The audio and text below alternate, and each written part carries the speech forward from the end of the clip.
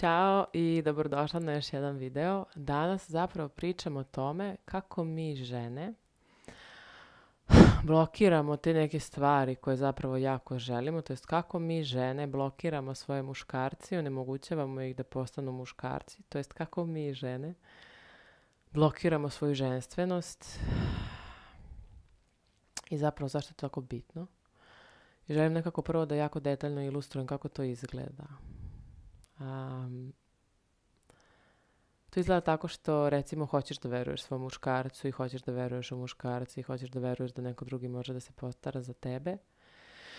I onda kada to radi na neki drugačiji način od onoga kako bi ti htjela, nije sve 100% kako ti misliš, recimo kako brine o deci, kako kuva ručak, kako čisti kuću, ako ti želiš da on to uradi, da bi ti nešto pokazao, kada i koliko, kog dana u mjesecu plaća račune,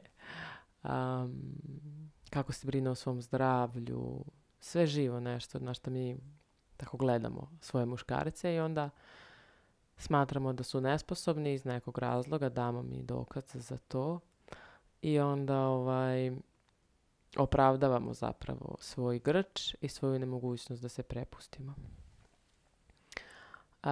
To izgleda tako što ti mu sad kažeš da ode po decu i onda ceo dan se treseš. Da li će da ode, da li neće, da li će da zakasni, da li će da vrište, da li... I ne veruješ mu. Onda kad dođe možda se i posvađate jer nije uradio savršeno, jer ih je možda odveo da jedu nešto što ne treba da jedu, jer nije uradio sve kako ti kažeš.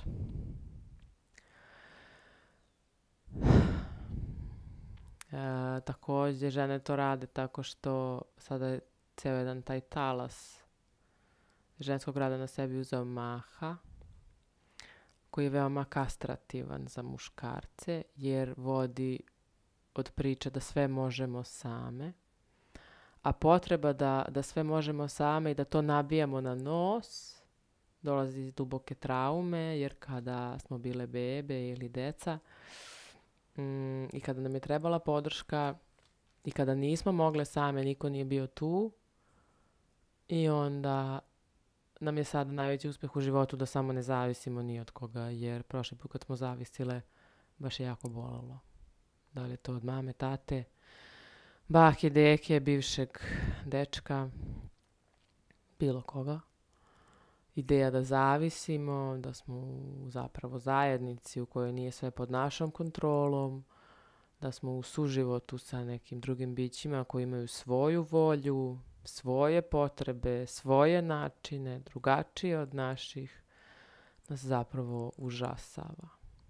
Neke žene nikad ni ne dođu do partnerstva zbog toga, a recimo žele, zbog ogromne nefleksibilnosti unutrašnje i spoljašnje, zbog nemanja kapaciteta da zapravo budemo bliski sa ljudima koji su drugačiji, što muško-ženski odnos definitivno zahteva, jer su muškarci drugačiji od žena.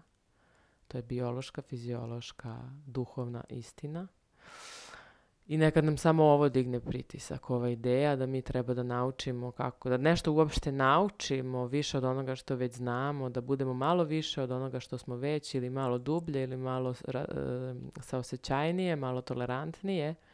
Već nam to diže pritisak s druge strane, zato što imamo gomile transgeneracijskih trauma, da je naše bake, kada bi se nekome prilagođavale, to bi stvarno bilo strašno i vjerojatno je mnogo bolelo jer su morale da gube sebe u potpunosti. I sada nam ideja gubljenja mrvice sebe, svog ego tripa, predstavlja katastrofu toliko da žene danas ne žele da rađaju, ne žele da budu majke, ne žele da budu žene, supruge, nego žive zapravo muške živote da bi dokazale da one to mogu sve. A time gube jedan jako veliki deo slasti svog postojanja koji je prosto biti ono što jesi. Žena. I to ne znači da ne radiš sve što voliš da radiš ako recimo voliš i muške stvari, ali znači da možeš da budeš i žena, i fleksibilna, i prilagodljiva, i saosjećajna, i otvorena, a ne samo taj tvrdi kamen koji sebi dokazuje da ga ništa ne može slomiti.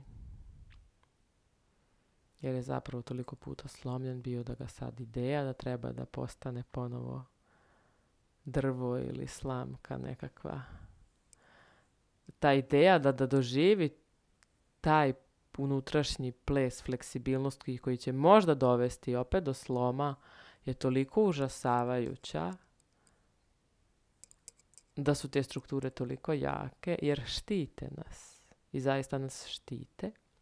I nisam tu sad da ih napadam, ali sam tu da skrenem pažnju na taj naš deo jer dolaze žene koje mi govore kako jako čeznu za nečima, zapravo cijelim svojim telom to odbijaju. Ja jako želim jakog muškarca, a ona ima oklop oko tela od koji bi se on odbio kao loptica. Jer nema kako da se prožme s njom. Jer jak muškarac je tako čvrst, a naša priroda je mekana. I ako su dva jaka ovako, tu nema interakcije. Znači, muškarac je čvršći u tom smislu. Zamislite, prozivaju me ovdje kako sam seksomanka. Jer uvijek dajem te metafore kroz seksualne stvari, ali tu je veoma jasno opisana suština naših polariteta, gdje muškarac da bi bio penetrativan, da bi bio seksualno privlačan, mora da bude čvrst.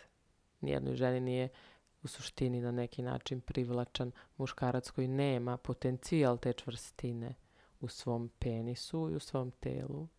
A žena ponovo da bi mogla da primi tu čvrstinu se opušta i bude mekana. To su naše prirodna stanja. Žena isto mora da bude mekana da bi se porodila. Njena karlica se otvori. Znate vi koja je to mekoća? Muško telo nema tu mogućnost fiziološki, biološki, duhovno. Nema. Nije bolje ni gore, prosto je drugačije. I sada kada mi uđemo zapravo u to stanje konstantnog grča i štita i ja sve mogu sama, ja sve znam sama, ja znam najbolje, bit će po mom, ako nije po mom, ja sam izdala sve svoje pretkinje koje su se žrtvovale. I kada smo u tom stanju ne postoji prostor za muškarca pravog. Postoji prostor za osobu u telu muške osobe, ali je to mekana osoba koja će dozvoliti da joj gazi te granice, autoritet. Pravi muškarac neće dozvoliti da se dereš na njega i da gaziš njegov autoritet. Neće ni da te tuče, nego će prosto da stane pred tebe i da kaže šta radiš. Što praviš od sebe vešticu, od mene nesposobnjakovića. Šta je ovo? I znam da duboko džezneš za tim da tvoj muškarac stane i to uradi u trenucima kad ti glumiš vešticu od nesposobnjakovića, ali s druge strane jedan deo tebe to sabotira. I to nije svestan deo, to nije deo koji možeš da izlečiš tako što ćeš gledati filmove ili knjige, čitati knjige. To nije deo koji možeš da izlečiš gledanjem ovih videa, nažalost, iako su suvo zlato. To je deo kojem je jako potrebno da se uđe u dubok rad sa telom. Kao što radimo kod mene na radionicama i kao što ja počinjem da radim 1 na 1 sa svojim klijentima i klijenticama. Ili ako ti se ja ne sviđam, ali ti ok što ja govorim, nađi tehniku somatic experiencing. To je fenomenalno. Imaš sve na internetu o tome, zaista je fenomenalno. Tako da, jer to je mnogo van našeg uma. Ja sam mogu vama svašta da pričam ovdje i pričam na tim master klasovima koji su stvarno suvo zlato. Zadnji je baš bio na temu ženskog primanja, to jest receptivnosti, to jest mekoće, pripreme našeg tela da bude mekano, da može da primi. To ne nužno muškarca, život, Boga, istinu, ljubav, od bilo koga. Jer dok smo tvrde kao kamen, mi ništa to ne možemo da primimo. To se odbije od nas. Mi možemo da budemo uronjene u okean ljubavi da ne osjetimo ni trunku. To je jako tužno i jako bolno. I ako ti ovaj video pokrenuo neke procese u smislu emocija, ako je taj štit se ukazao i počeo da se topi, ako si možda krenula da kritikuješ sebe što si takva, samo znaj da je tu da te štiti, da je potrebno jako nežno i polako raditi sa tim, a ne čekićem i dletom. Da nije ovo sad zadatak da još jednom povrediš sebe, nego je zapravo da bukvalno kao jedna divna žena na Instagramu, Kristina Luiz, je napisala pesmu, meni je ta rečenica, bukvalno kao da nasloniš svoje usne na taj zid svog štita i da dozvoliš toplom dahu da ga polako topi. Eto tako se radi sa tim i tako radimo na master klasu i tako ćemo raditi u buduće. Otvorite oči, prijaviti se za newsletter, bit će još jedan sigurno do kraja godine, baš na temu buđenja nekih ženskih atributa. Mislim da će biti umetnost ženske predaje, koliko osjećam. Tako da ako osjećate da je ovo za vas nešto što vam je potrebno, zaista želite za tim i da vidite i štiti, da naučite šta sa tim da radite i kako da ga ne mrzite, nego da ga zagrljem istopite.